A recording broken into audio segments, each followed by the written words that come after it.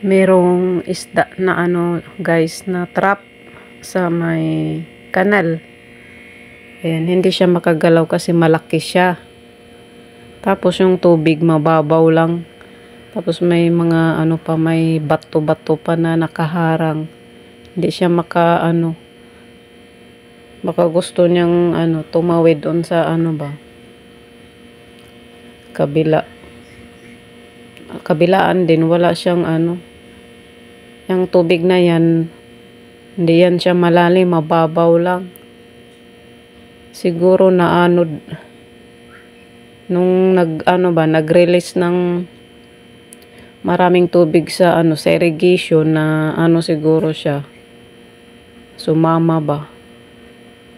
Nung wala na yung tubig ng irrigation, kunti na lang.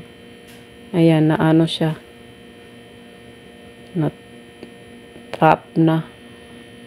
Hindi yan siya makagalaw kasi yung tubig lang. Sobrang babaw. Ayan o. Gusto niya siguro pumunta dun sa may yung may maraming tubig doon sa kabila eh. Hindi na siya makalangoy. Ayan o. Sobrang babaw. Ang laki niya o. Tilapia. Ayaw namin kumain kasi hindi naman kinakain dito sa Taiwan yung mga isda dito sa sa may gilid-gilid. Yan, palayan ito. Yan. Malawak na palayan. Kabilaan.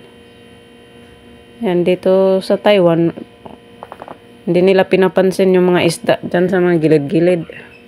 May mga pa, yung mga kuhol.